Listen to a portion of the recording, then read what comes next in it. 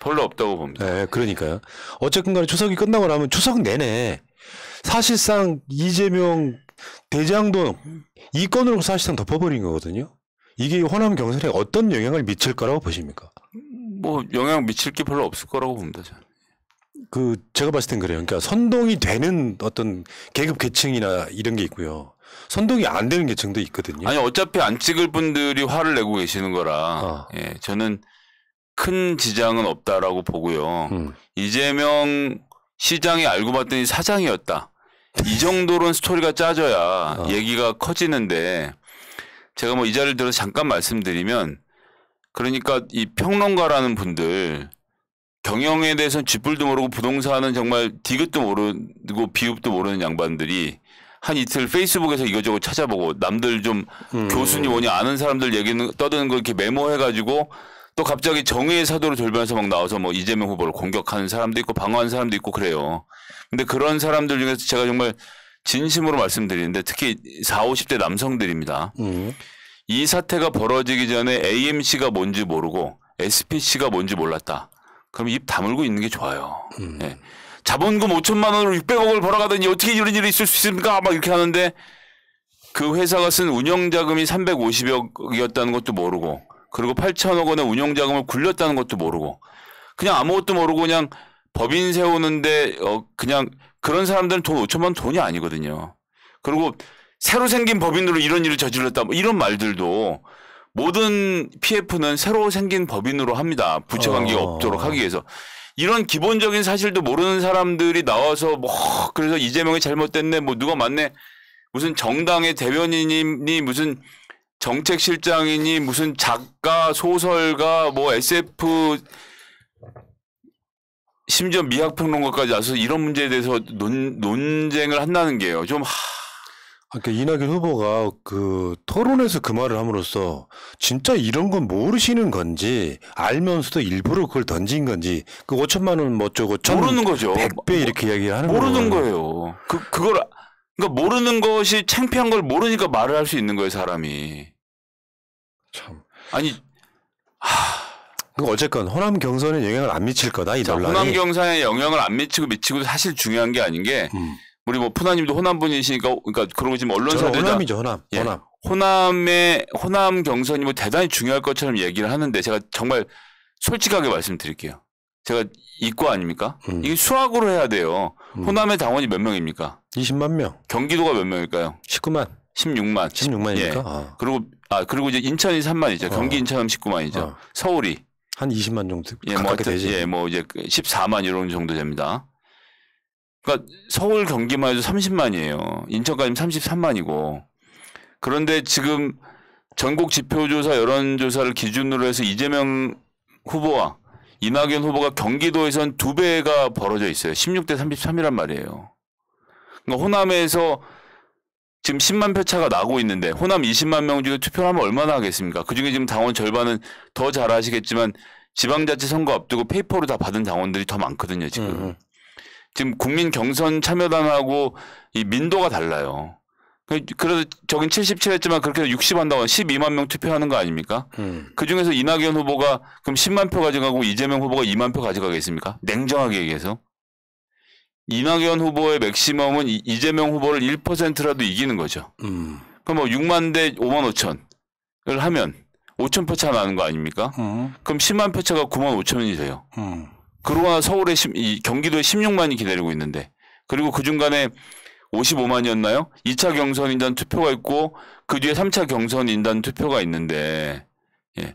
이런 눈에 뻔히 보이는 숫자들을 다 모른 채 하고 20만 명이 투표하니까 10만 표 차니까 이번에 어떻게 하면 바뀔 수 있다라는 이야기를 하는 것은 굉장히 무책임한 얘기인 겁니다. 그러니까 그 결론적으로는 이재명을 이낙연이 이길 가능성은 없지만 문제는 그러니까 어떻게든지 이재명의 50%를 끌어내리기 위해서 네거티브가 동원되니까 결국에는 이재명 지사의 본선 경쟁력이 약화되는 쪽으로 가기 때문에 많은 사람들이 우려를 하는 거죠. 그것도 일단 과반이 안 되는 거는 제가 정확하게 말씀드리면 추미애 후보만이 과반이 안 되게 만들 수 있습니다.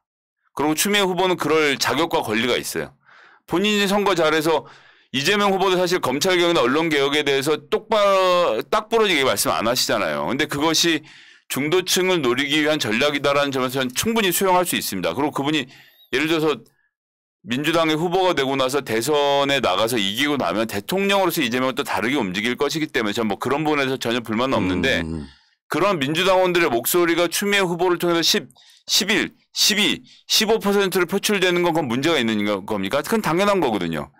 이낙연 후보의 표는 움직이지 않은 상태에서 추미애 후보의 표가 올라가면 이재명 후보의 표가 깎여서 결선으로 갈 수도 있겠죠. 그건 오로지 민주당의 개혁을 바라시는 분들이 내가 내 성질대로 추미애로 할 것이냐 아니면 그래도 과반을 안정적으로 가게 됐으면 좋겠으니까 이재명으로 갈 것이냐를 판단하시는 문제라고 보지 이 네거티브가 영향 안 미친다고 일단 보고요.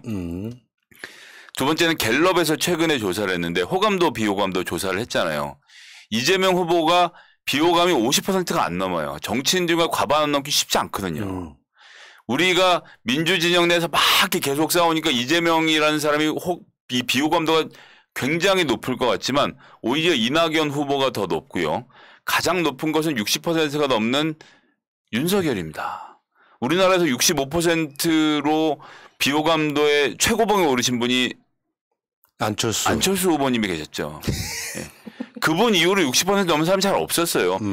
비호감이 이렇게 높으면요. 그러니까 지금 현재 그러니까 문재인 정부가 정권 교체가 됐으면 좋겠다라고 생각하는 국민이 47에서 50%인데 아무리 국민의힘 후보를 더해도 40%가 안 넘는 게요. 바로 이 비호감도 때문이거든요. 이낙연 후보의 네거티브가 작동을 했으면 이재명 후보의 비호감이 50을 넘어갔어야죠. 안 넘잖아요. 굉장히 잘하고 있는 거예요. 이러나 저러나 이재명한테 기대하고 있는 것이 그것이 아니기 때문에 이런 식의 이낙연 후보의 방향을 잘못 설정한 때리기는 먹히지 않는다. 제가 이낙연 캠프라면 말이죠. 예를 들면 이렇게 하겠어요. 이번에 지금 대장동 때문에 모든 것을 공공개발로 추진하겠다고 이재명 후보가 선언했잖아요. 그러면 모든 것을 공공개발로 추진한 데는 부작용이 있습니다. 이 부작용을 잘 조사해서 이거를 자기 언어로 만들어서 넌 할 수 있다고 하는데 사실은 잘 안 되더라. 너 이런 것도 못하지. 공공개발 할 수 있을 것 같아? 못해. 그 너무 모든 걸 정복하겠다는 건 어거지 아니냐. 그리고 당신이 경기도지사, 성남지사 했을 때 이런 거 했다라고 했는데 내가 찾아보니까 그거 한 거 아니던데? 잘못했던데? 이재명은 한 달을 꺾어야 돼요.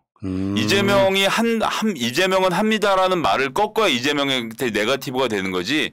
아무리 부차적인 얘기로 건드리고 때려봐야 이재명 후보가 지금 대한민국의 이 여러 가지로 어려움이 처해 있는 대한민국의 활로를 뚫어줄 거라고 생각하는 유권자들에게 있어서는 성남시에 5,500억을 벌어다 주고 나서 나중에 화천대유인지 어딘지가 5천억을 벌은 게 좀 미스테이크가 있다고 하더라도 이재명한테 잘못을 물을 수 있는 거 아니지 않느냐라고 사람들이 마음을 먹고 있는 판에 가서 제가 말씀드리잖아요. 이낙연 후보가 그럼 이재명이 사장이었다는 증거를 들고 나와서 네거티브를 하든가 그게 아니라면 공공개발이 안 되는 이유를 들고 나와서 이재명을 합니다라는 이 브랜드를 꺾어 눌러야 되는데 엉뚱한 데 가서 엄한 얘기를 하고 있는 거예요. 이야, 김성애 평론가님께서 가장 정확하게 보시네요. 이 사건을. 이재명을 합니다를 때려야 됩니다. 예, 그리고 제가 뭐 이재명 후보가 잘못되길 바라서 이런 말씀 드리는 거 아닌 게 이재명 합니다를 때릴 방법이 많지 않기 때문이기도 한데 그러니까. 여하튼 그걸 때려서 사람들이 보기에 이재명은 한 게 아니네 라는 게 구전이 돼야 이재명 후보의 과반이 무너지지 지금 방식으로 무슨 뭐 형수 욕설이 본선에서 나오면 큰일 날 것 같다. 이거는 저는 소용없는 얘기라고 생각합니다. 그러니까 제가 봤을 때 저도 그런 얘기를 비슷하게 드렸는데 우리 김성애 대변인 이야기 받고 예를 들면 이런 논란이 국민의힘이나 조중동에서 나오는 논란이라면 막아주는 것도 좋은 방법이거든요. 이낙연 캠프에서 이재명의 논란을 막아주는 거예요. 이거는 의심의 여지가 없다. 그럼 표 올라가잖아. 왜 그게 안 될까? 그거는 이런 게 있습니다. 제가 그래서 최근에 이낙연 후보가 정책적으로 발표한 공약들을 다 살펴봤어요. 내용이 되게 좋아요. 이런 일들이 이루어졌으면 좋겠다는 생각을 하는데 그러니까 정책을 꾸준하게 발표하는 이 포지티브 선거 정책을 하는 겁니다. 그리고 본인 포함해서 특히 주변 사람들이 네거티브를 많이 해요. 그런데 콘텐츠의 질에 있어서 네거티브가 포지티브를 압도하고 있는 거예요. 그렇죠. 그러니까 포지티브를 말해도 인구에 회자되지 않고 사람들이 관심이 없고 네거티브 얘기하면 이 네거티브 얘기가 왜 선두에 올라오느냐. 사람들의 관심이 이재명한테 가 있기 때문인 겁니다. 그럼 이재명에 가 있는 관심을 빼앗아 와야 되잖아요. 이낙연 후보는. 근데 이재명이 이게 나빠요라고 말하니까 이재명한테 가서 다시 물어보게 되잖아요. 해명을 들으니까 그러네. 그러니까 네거티브가 자꾸 무력화가 되는 거예요. 그런데 본인 하는 얘기 중에 포지티브는 안 들리고. 이러니까 이낙연이란 브랜드는 못 살리고 이재명이란 브랜드에 대해서 자꾸 품평만 하는 것이 정치적 업이 되니까 이낙연 본인의 브랜드가 살질 않는 거죠. 맞습니다. 자기가 상수가 돼야 되는데 변수만 되고 있어요. 지금. 답답하다는 생각이 들고.